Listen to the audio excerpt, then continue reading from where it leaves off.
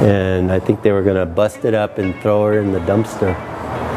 And Ed saw that, didn't know it was back there, never knew it was back there, but when they pulled it out, and he ran upstairs and asked Karen, what are you guys doing with that bead hen, the statue? And she says, oh, we're throwing it out, we've never used it all these years.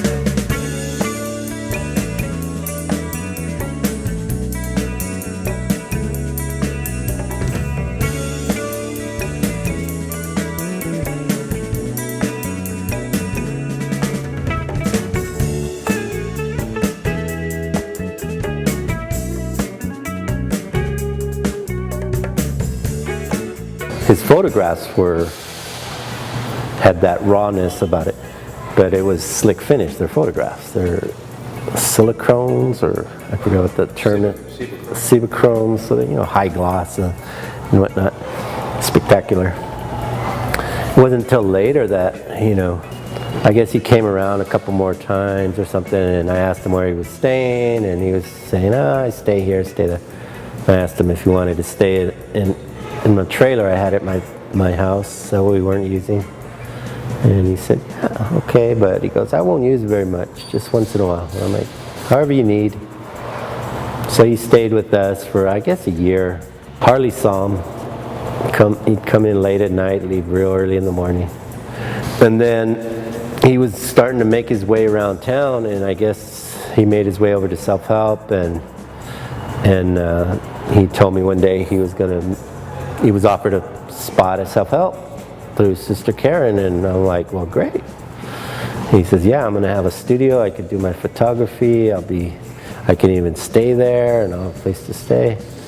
And I said, well, you're still all going to stay here. He goes, no, this is better. I don't have to spend gas. And I'm like, yeah, okay. So he moved over to Self-Help. I am one of the artists from Self-Help Graphics.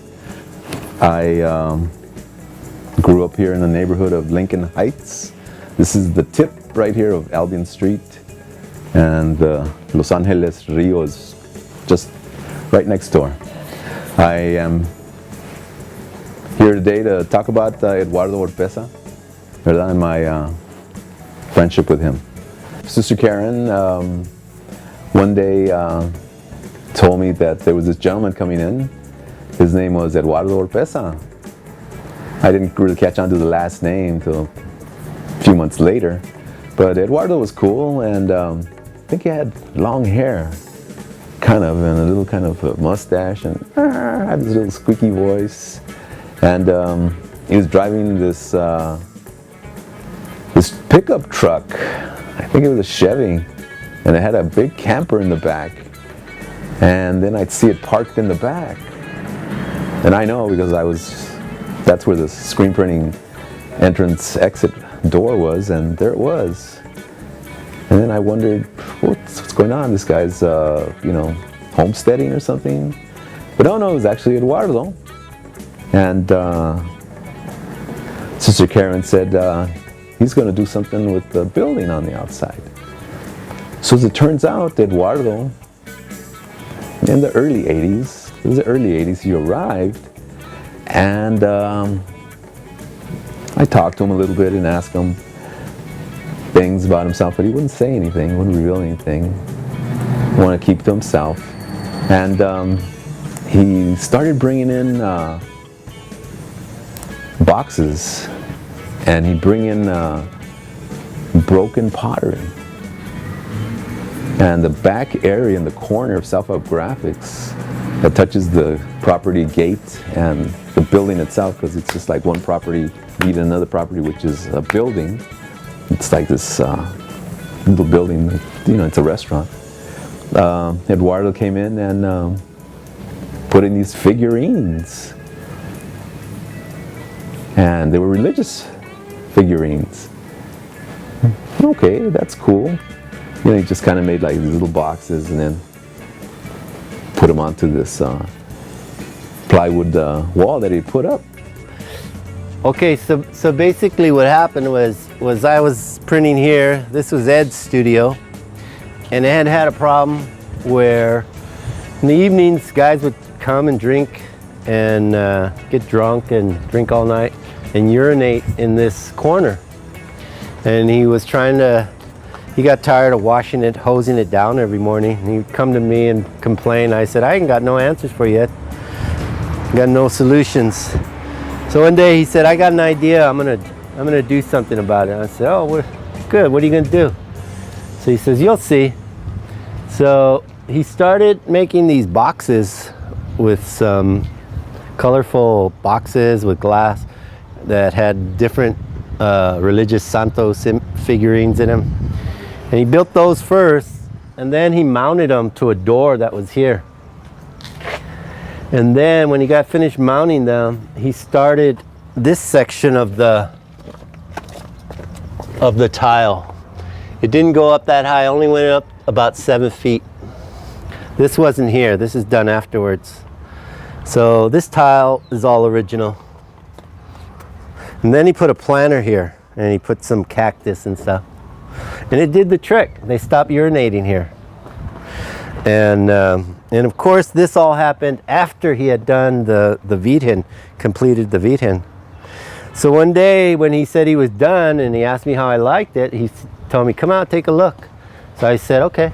So I said, yeah, it looks beautiful. It's great. There's only one problem. And he said, what's that? I said, well, look at your door and look at my door. And then he's like, I says, yours looks nice, and look at how mine looks.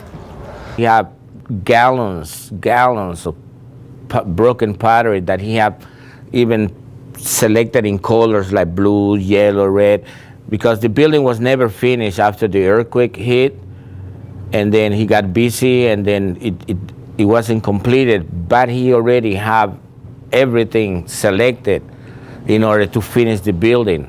It just didn't happen.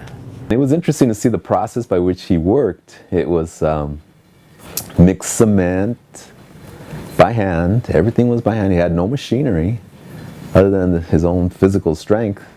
And then he put wire, meshed wire, right, on the wall itself, nailed it on there, and then had cut. And then he had the little shards from the ceramics. He'd get it and be back there, put something over it, and started breaking it apart.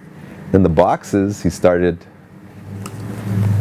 categorizing them: red, yellow, blues, greens, orange, purples, ducks, cups, plates, you name it. And so he started like that. It was like mosaic. Oh, he was taking so damn long, you know, and it was all like, he learned the old-fashioned way, you know. I remember that.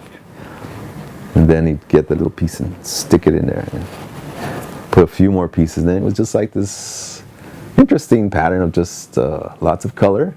And you could see it at Sapphire Graphics, the walls. You could see it's little charts like that. It's right next to the entrance to the print shop.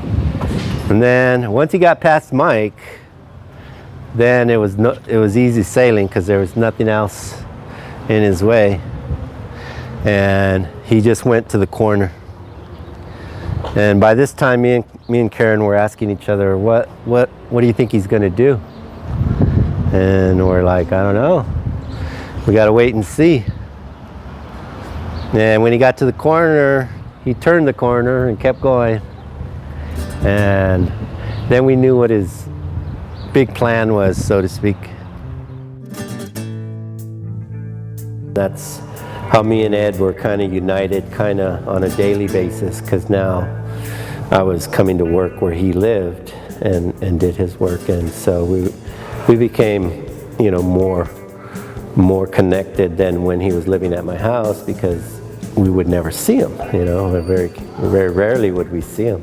So now I'd have lunch with him, and you know, and he'd show me what he was doing on a daily basis, and you know, and ask my opinion about things, and we were just more connected. He was such a great guy. He has such a good stories. You know, I miss him. I miss him because he was a very giving person. He never hid anything from anybody. If you ask him, how do you do this? He will tell you. He was not afraid of somebody copying his techniques or or what he or his achievements. He will be a very generous. He was always generous. And like I mentioned before, I have some of his photographs because he will come and say, I want you to have this, Joe, because I know you appreciate it. I say, wow, that's awesome, thank you.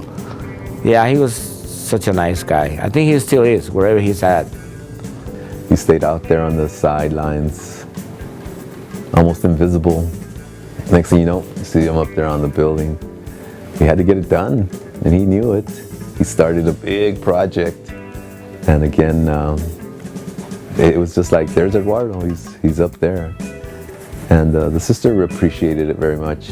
She did, because you know, she was doing something to the building which helped the building, because she would have had to spend a lot of money to get it painted or scraped down and painted.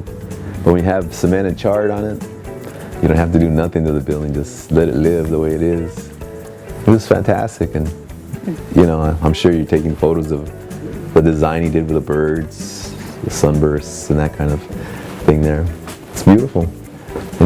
And again, he saved the building also, and he saved Self-Help Graphics. And I think in turn, you know, he was the Simon Rodia of East LA, you know, with his cube.